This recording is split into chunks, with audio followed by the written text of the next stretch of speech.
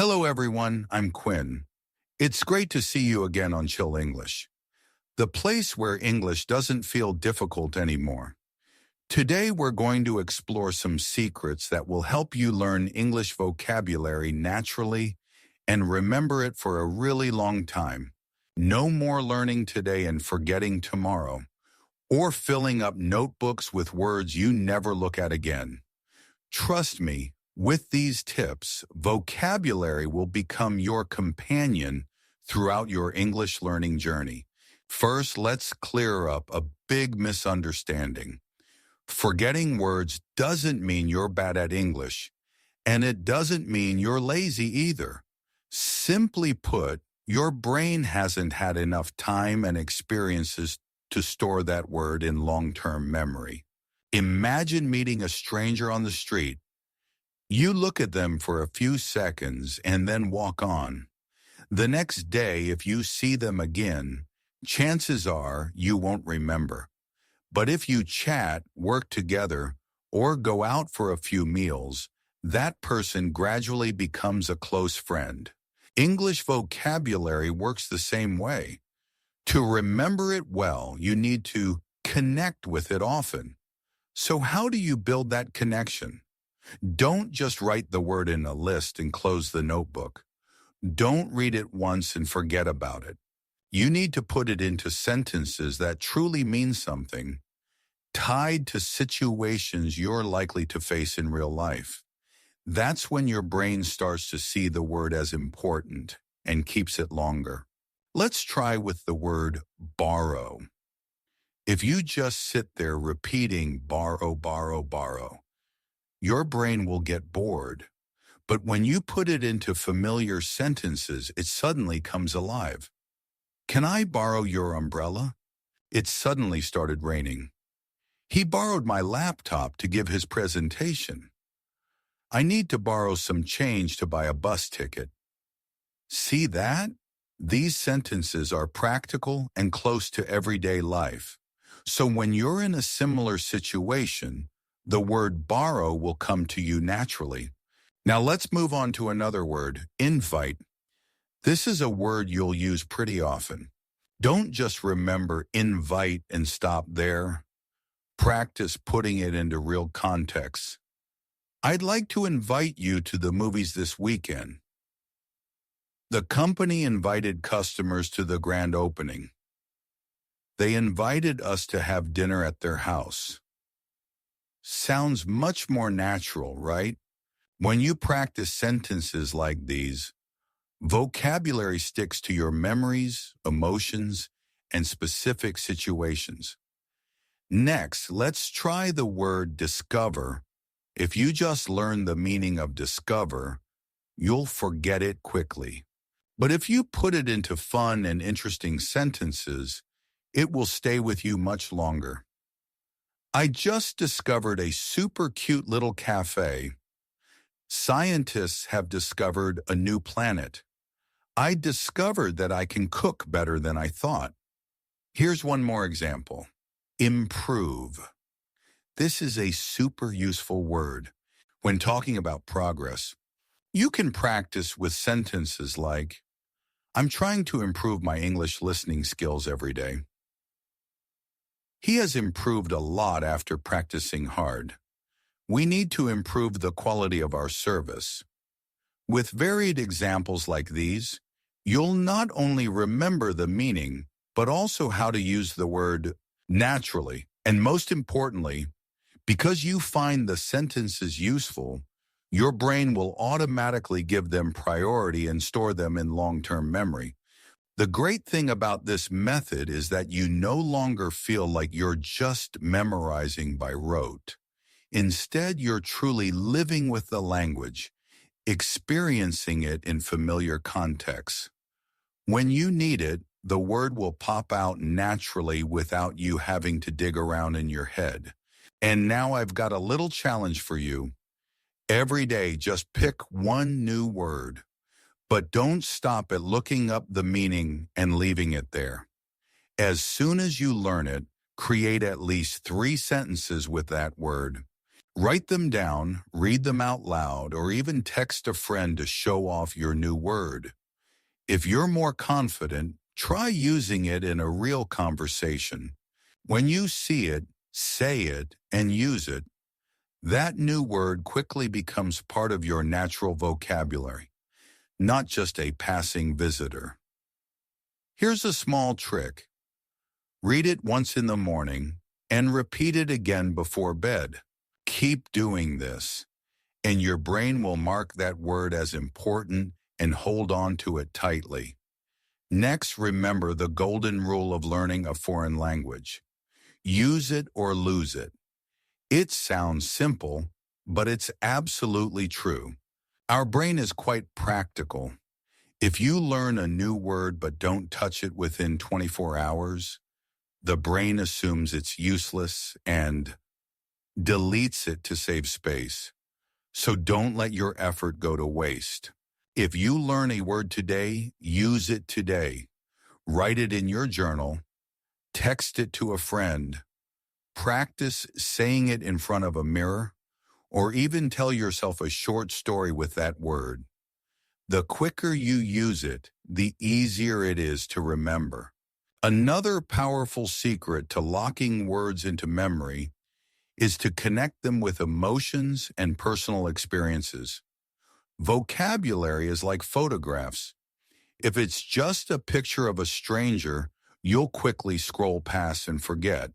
But if that photo is tied to your own memory or emotion, you'll definitely remember it. Let's try it with the word nervous. Say it out loud. I feel nervous before a job interview. Pause for a second and ask yourself, when was the last time you felt nervous?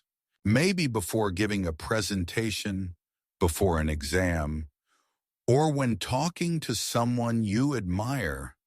When you connect the word nervous with your own real feeling, it will stick firmly in your memory. Here's another example. He was really nervous before the big exam. Now picture the scene. Sweaty palms, a racing heartbeat, a tense mind. That very image and feeling will make you remember the word nervous much more deeply. Now let's try the word excited. Read with me. She was excited before the beach trip. I felt excited about meeting my best friend again. Think back to the last time you felt that way, your heart beating faster, struggling to sleep because you were waiting for something wonderful to happen. Maybe it was before a holiday, an important date, or the moment you were about to receive some great news. When you tie the word excited to a real experience in your life, it instantly becomes part of your vivid memory.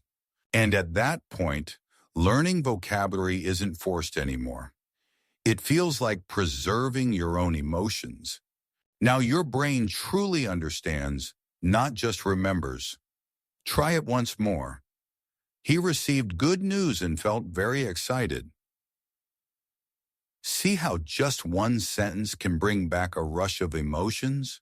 Words that are tied to strong feelings always leave a deep impression. They don't just sit in your short-term memory.